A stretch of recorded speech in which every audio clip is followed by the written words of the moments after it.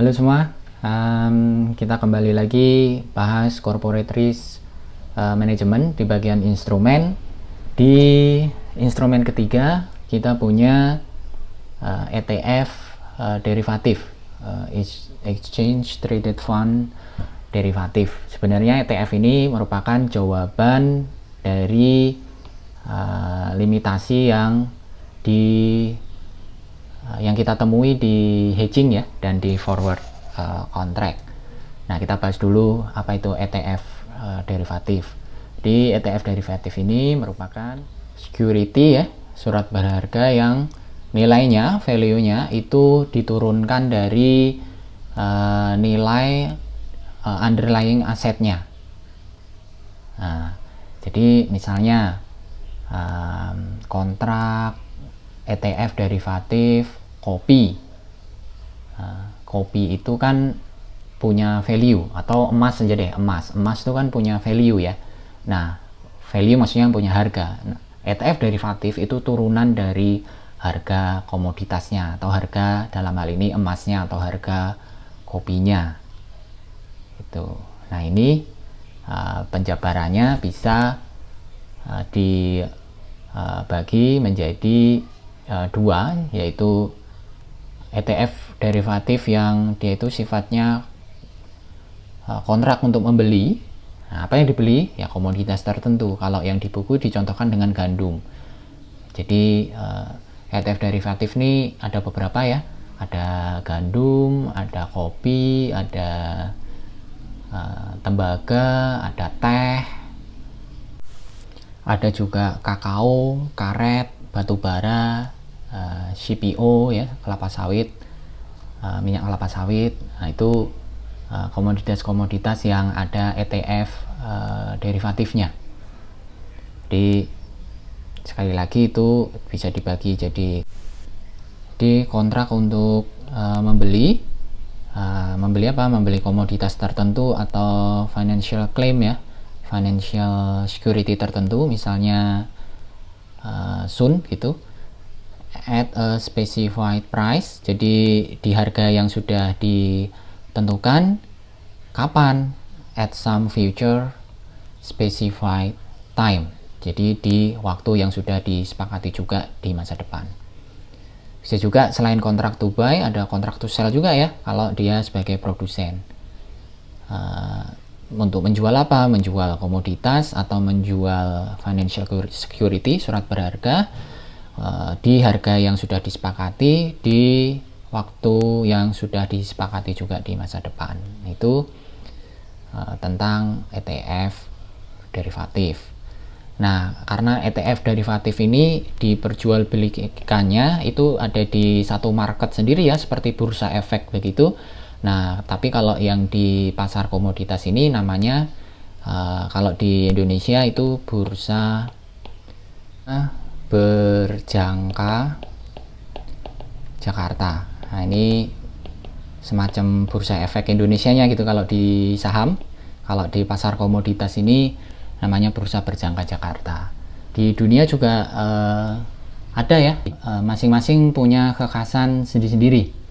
Misalnya contoh yang terkenal itu ada misalnya LME, London Metal Exchange. Nah, itu dia menjadi pasar komoditas berjangka untuk jual beli logam untuk seluruh dunia. Ada aluminium, tembaga, seng.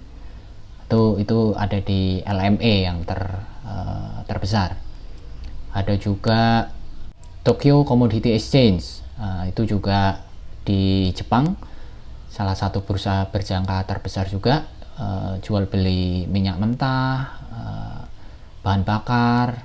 Ada juga kontrak berjangka karet, emas, itu ada di Tokyo Commodity Exchange. Nah, itu contoh dari pasar yang memperdagangkan atau bursa yang memperdagangkan ETF derivatif ini. Nah, ETF derivatif ini karena sudah spesifik diperjualbelikan di bursa seperti halnya saham, maka harganya tuh terbentuk dari permintaan dan penawaran antara pembeli dan penjual. Jadi tidak bisa di custom tidak bisa dibuat sendiri oleh dua pihak gitu ya. Ini kan berbeda dengan hedging atau forward ya. Kalau forward tadi kan sepanjang ada pembeli kemudian penjual, mereka bisa bersepakat untuk menentukan harga kontrak. Nah ini nggak bisa kalau di ETF derivatif karena transaksinya dibentuk oleh market, oleh transaksi pasar gitu. Terus kemudian available only for specific asset, jadi ya kontrak apa, emas saja, kontrak penyerahan atau penjualan kopi, penjualan teh, kakao, CPO dan segala macam. Jadi spesifik aset sudah ditentukan asetnya apa. Dan for limited set of maturities, untuk waktu yang sudah ditentukan. Untuk kontrak berapa lama? Untuk penyerahan emas misalnya berapa lama? 6 bulan lagi kah dari sekarang, atau 3 bulan atau 1 tahun? Nah ini sudah ditentukan set of maturitiesnya. Nah dari situ maka kemudian ETF derivatif ini solving limitation nih ya, limitasi yang mana? Yang seperti tadi saya bilang, untuk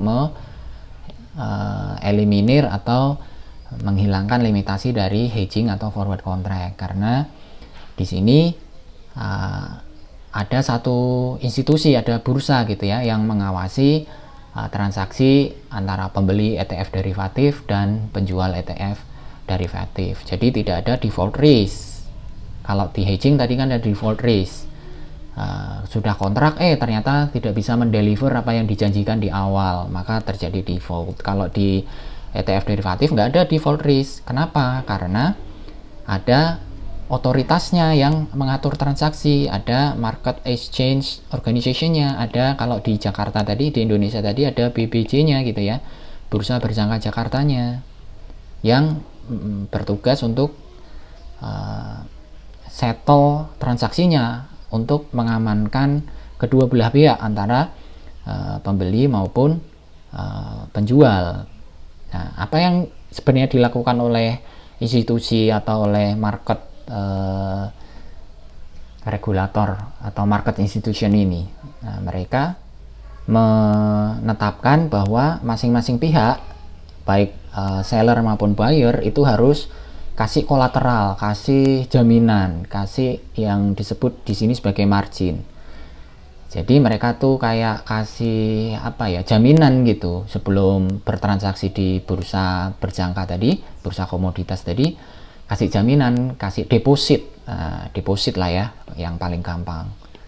Jadi dengan adanya deposit itu, misalnya yang bersangkutan itu default, maksudnya nggak bisa memenuhi delivery kontrak, maka depositnya yang diambil agar transaksinya masih tetap bisa berjalan.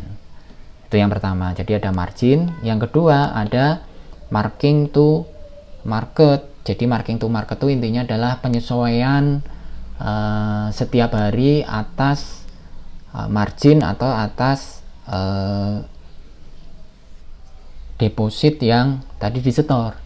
Karena tiap hari kan harga berubah nih, bisa naik bisa turun. Setiap kenaikan atau penurunan harga itu kan jadi gain atau loss bagi masing-masing pihak gitu ya, mau baik dari seller maupun buyer. Nah, ketika terjadi loss, maka kemudian pihak bersangkutan, misalnya si sellernya itu, dia harus top up lagi tuh, harus marking to market lagi value depositnya, supaya nilai deposit yang tercantum di dalam escrow account atau di dalam akunnya si seller di bursa efek tadi itu mencerminkan kewajiban dia yang sebenarnya gitu. Jadi terus disesuaikan nilainya. Nah dari dua ini kemudian bursa itu bisa menjamin bahwa default risk itu bisa dieliminir, dikurangi, sehingga transaksi jual beli di dalam bursa berjangka itu tadi dipastikan aman dari default risk. Nah demikian pembahasan tentang ETF derivatif.